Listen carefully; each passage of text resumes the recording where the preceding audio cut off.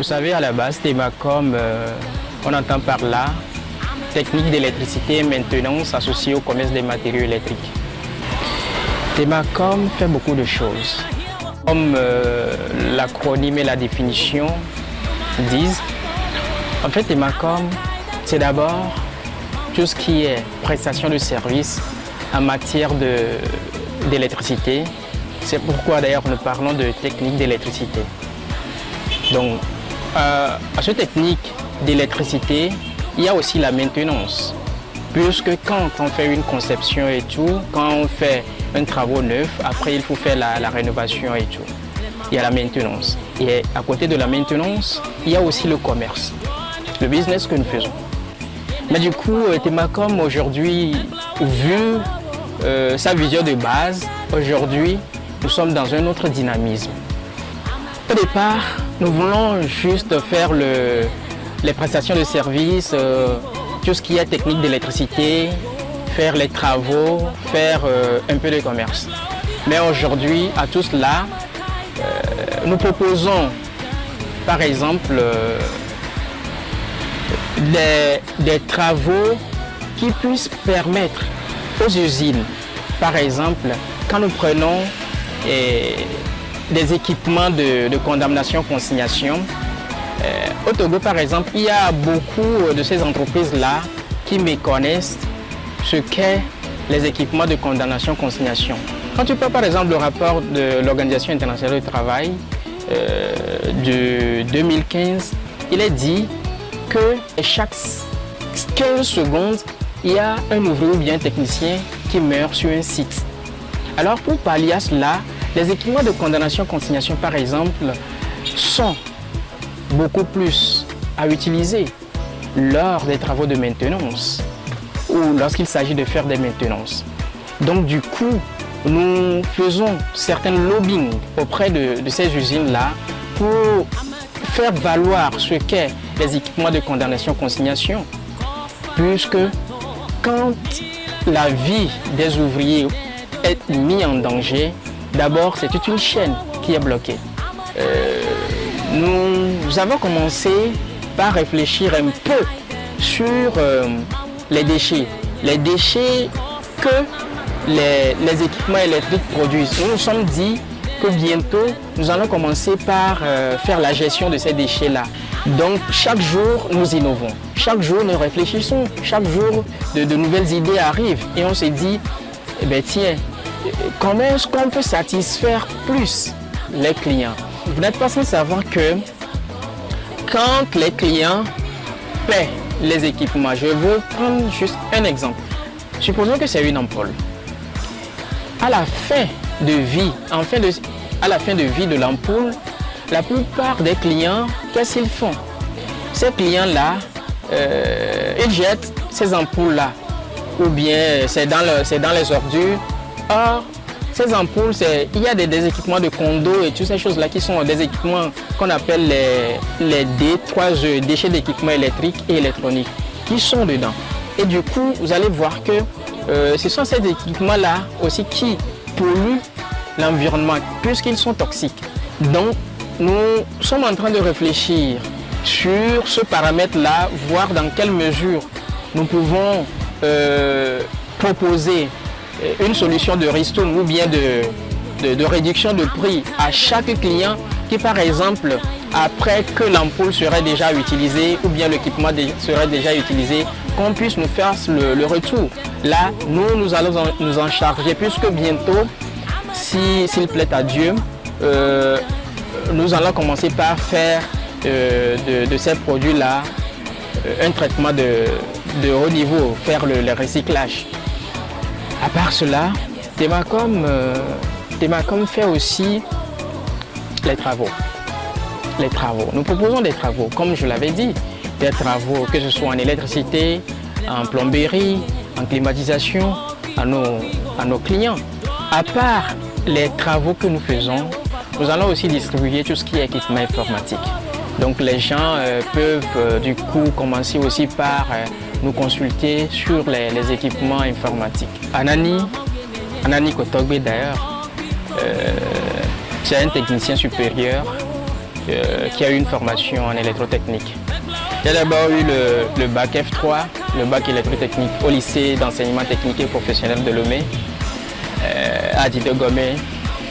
Donc après, j'ai fait un bac plus 2 en électrotechnique à Formatec.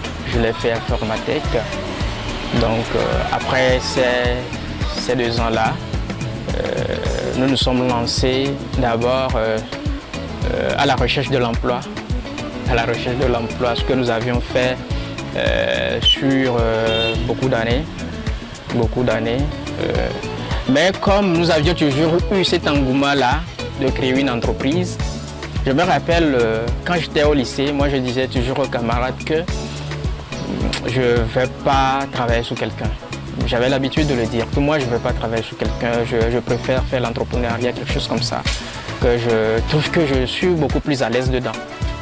Donc c'est exactement ce que Anani Kotogbe est aujourd'hui. Il est entrepreneur, il est responsable, il est le représentant de Temacom Togo. Donc c'est un peu ça. Je dois ajouter que l'électrotechnique, c'est la science technique appliquée à l'électricité. C'est défini comme la science technique appliquée à l'électricité. Donc c'est un peu ça. Je dois dire que à la base, je voudrais faire l'électronique. Je n'allais pas faire l'électricité. Mais mon papa m'avait conseillé, si je faisais un peu l'électricité, ce serait beaucoup plus mieux que de faire l'électronique. Donc c'est vrai, je m'intéressais beaucoup déjà à l'électronique un peu. Mais l'électricité, c'est venu sur conseil de papa et je me suis lancé dedans. C'est un peu ça. Je dois avouer que le parcours est rude. C'est dur. Je peux même aller plus loin en disant que c'est dur comme caillou. Justement, nous avions une vision, nous avions un objectif à atteindre. Vous savez, il est souvent dit que quand vous ne rêvez pas, vous êtes déjà mort. Dis-moi, est-ce que toi-même, chaque jour que le bon Dieu fait, que Jéhovah, le Créateur du ciel et de la terre fait, te donne le souffle de vie, tu n'as pas envie d'écrire une autre histoire de ta personne? C'est vrai. On peut l'écrire de différentes façons. Mais nous nous disons que nous avons encore la possibilité aujourd'hui d'écrire les pages de notre histoire. Et quand on veut écrire les pages de son histoire, on ne remet pas l'encre ou bien l'écriture à une autre personne. On l'écrit jusqu'à fond. Donc on s'est dit, c'est difficile. C'est difficile certes. Mais chaque jour, nous nous donnons cette ressource-là. On se dit, c'est possible d'y arriver. C'est encore possible. Et on sait que demain, c'est un autre jour. Demain sera meilleur. Tu sais, quand tu commences l'entrepreneuriat et que tu ne traverses pas de difficultés, je me dis que tu ne te formes pas. Il faut surmonter ces difficultés-là, étape par étape. Et là, quand tu serais bien aguerri, tu pourrais un jour dire, bon, je peux conseiller quelqu'un en matière d'entrepreneuriat. Nous, on ne nous a pas appelés pour venir faire l'entrepreneuriat. Non, je ne me vante pas. Je suis venu à l'entrepreneuriat parce que j'avais envie de faire l'entrepreneuriat. J'avais envie de créer quelque chose, de faire quelque chose, d'apporter une différence. C'est pourquoi je disais au début que quand tu viens chez nous, à la boutique par exemple, ou bien tu viens au cabinet, nous conseillons. Nous ne vendons pas seulement. Nous conseillons nos clients, nos ménages et nos entreprises avec qui nous travaillons. Ils peuvent aussi nous consulter, même si c'est pour le contrôle. Vous savez, si nous on ne prend pas les travaux, on peut toutefois aussi prendre le contrôle. Donc, on peut toutefois assister les ouvriers ou bien les électriciens qui font les travaux dans l'exécution de leurs tâches. Bientôt même, nous allons mettre sur le marché un nouveau produit aussi qui est les contrats de maintenance. Vous savez, dans les maisons, par exemple, il est rare que vous allez voir qu'il y ait un service de maintenance ou bien ce qu'on appelle le domicile des fonctions. Vous savez que dans les entreprises bien organisées, il y a des contrats de maintenance entre les entreprises X et les prestataires Y. Et périodiquement, pour pérenniser les installations qui ont été utilisées, il faut faire les maintenances. La maintenance ne doit pas être seulement corrective, c'est-à-dire qu'il y a une panne, il faut aller corriger. Non, la maintenance doit aussi être préventive. La preuve, quand nous faisons la maintenance préventive pour nos motos ou bien pour nos voitures parce qu'il faut faire de la vidange, c'est pour permettre à l'engin ou bien à la voiture de durer dans le temps. De la même manière, quand on prend les installations, qu'ils soient électriques, installations de plomberie, de climatisation et bien d'autres, c'est vrai qu'il y a certains ménages qui le font en matière de climatisation, mais ils ne le font pas en matière de plomberie et d'électricité. Donc du coup, bientôt, nous allons proposer des contrats de maintenance à vil prix. Des contrats de maintenance à vil prix. Parfois, quand vous rentrez dans certaines maisons, vous allez voir que l'équipement est tellement sale que, si on prend une personne qui ne se douche pas, peut-être sur 10 ans, vous imaginez un peu l'odeur. Donc, du coup, les gens oublient ce paramètre-là. Nous faisons l'entrepreneuriat autrement.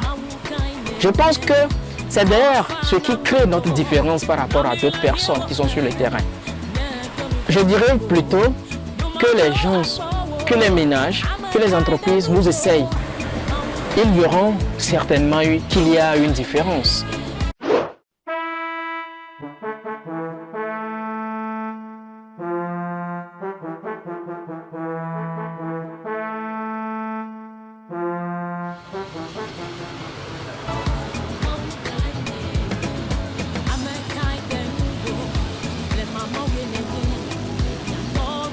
Est-ce que M. Anani peut me dire aujourd'hui que si une entreprise l'appelle maintenant, lui propose un salaire à 5 0, il va refuser et s'attacher à son entreprise?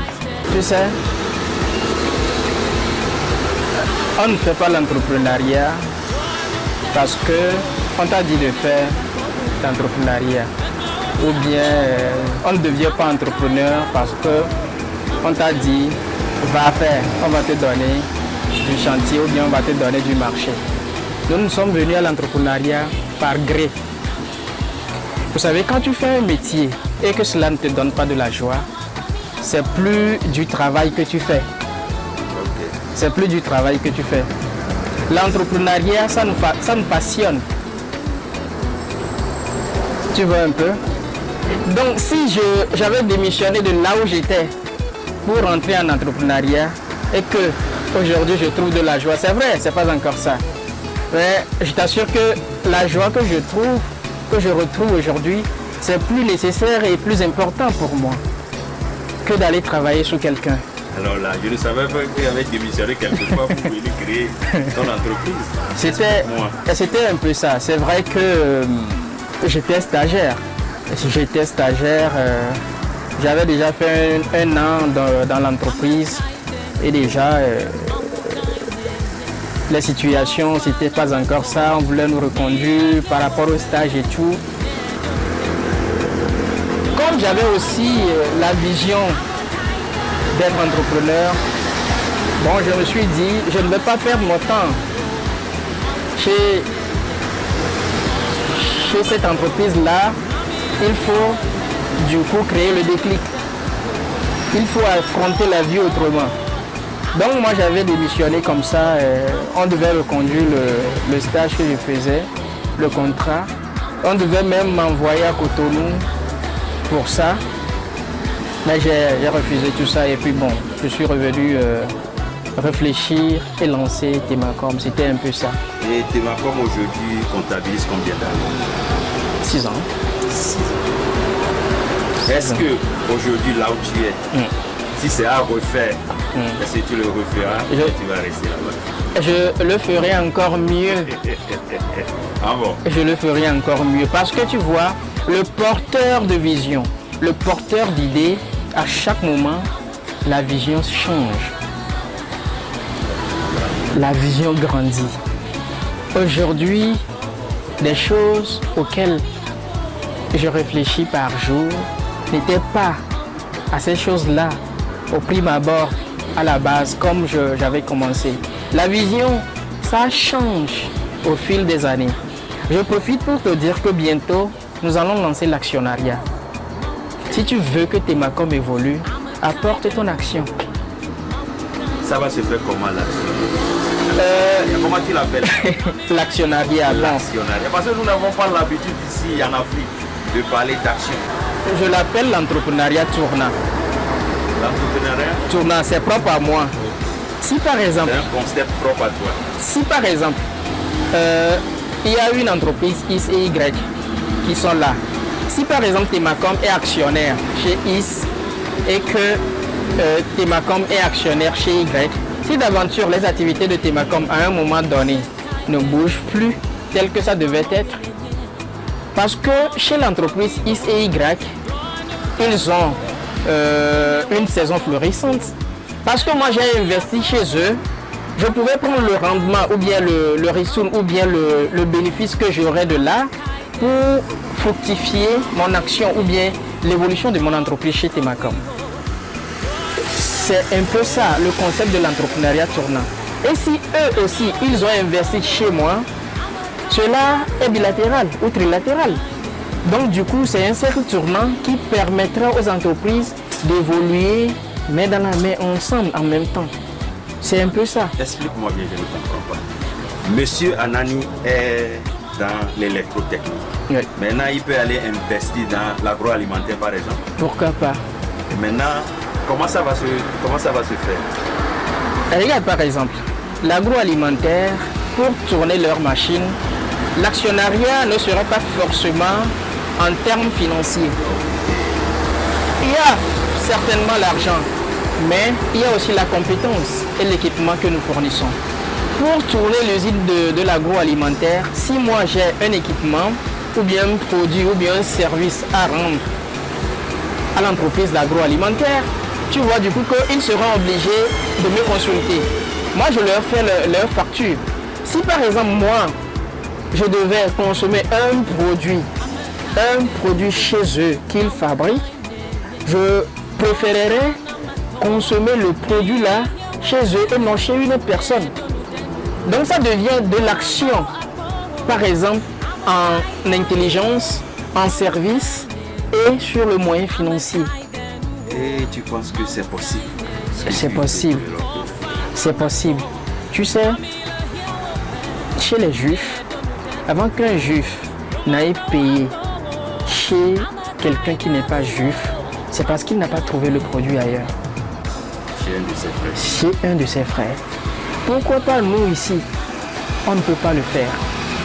Si nous aujourd'hui, nous avons une compétence ou bien nous avons un produit qui doit bénéficier à une entreprise X ou bien Y, on peut toutefois mettre ce produit-là ou bien cette compétence-là à ses services. Et lui, ce qu'il fait aussi comme service ou bien travail peut nous être profitable dans une autre façon, dans une autre mesure. Donc du coup, je pense que normalement ça devait marcher.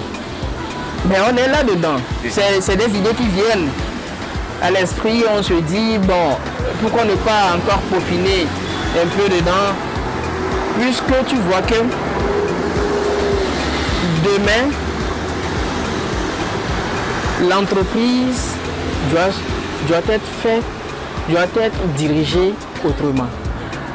Aujourd'hui, il est rare de constater qu'il y ait des usines de fabrication en matière d'équipements électriques.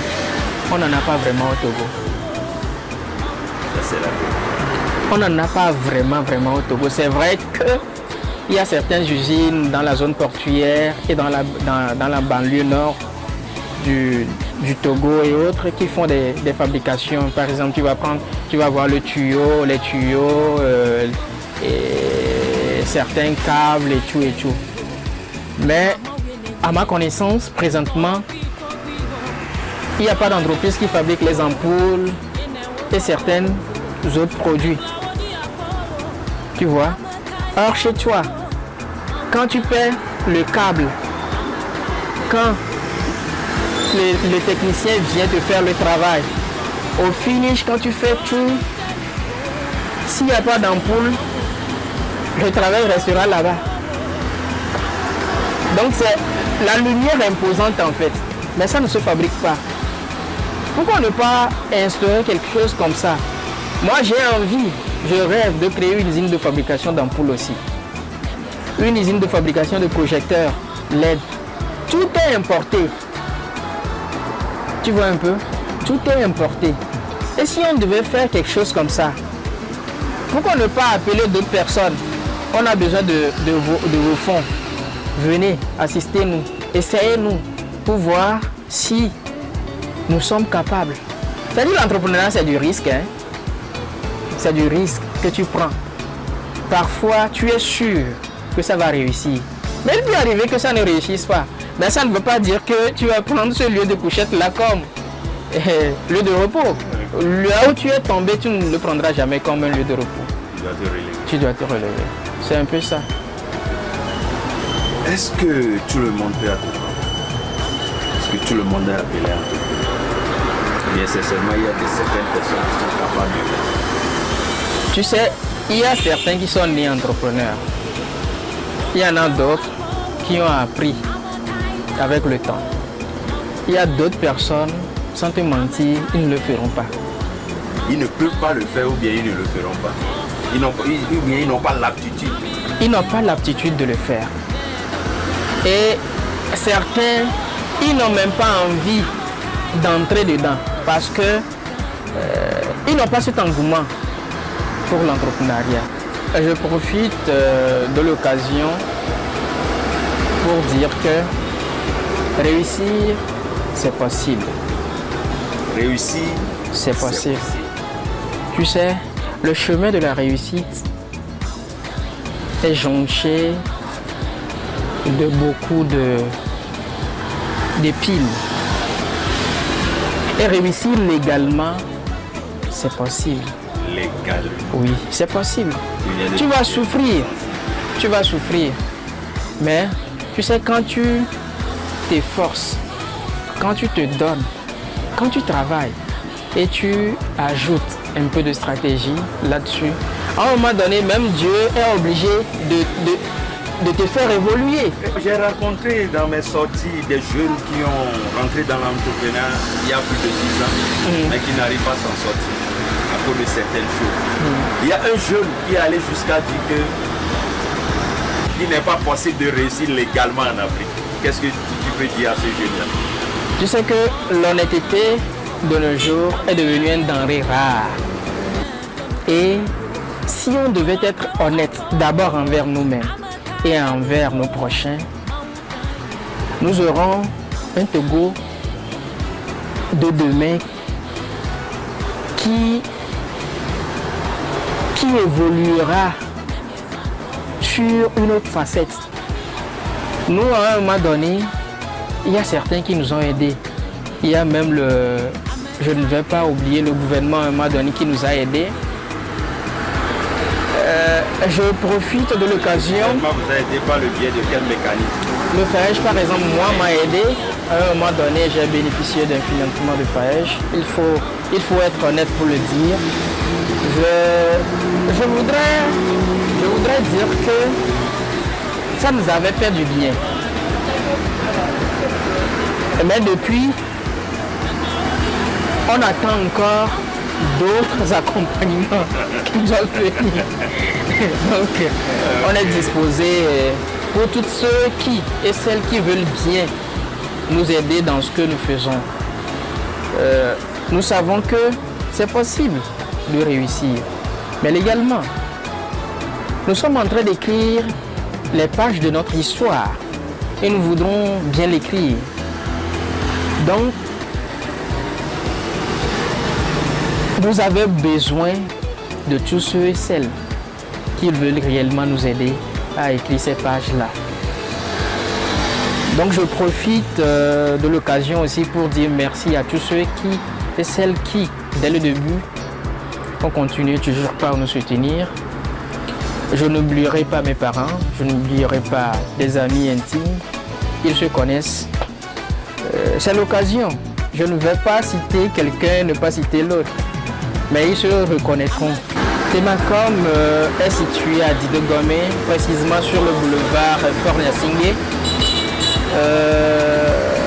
Nous sommes à 100 mètres du rail. Quand tu viens de Limousine, par exemple, en allant vers la douane à Didogomé, tu traverses les rails et à 100 mètres, nous sommes situés à droite. Nous sommes collés à un prêt-à-porter qui s'appelle Fabrice Choco.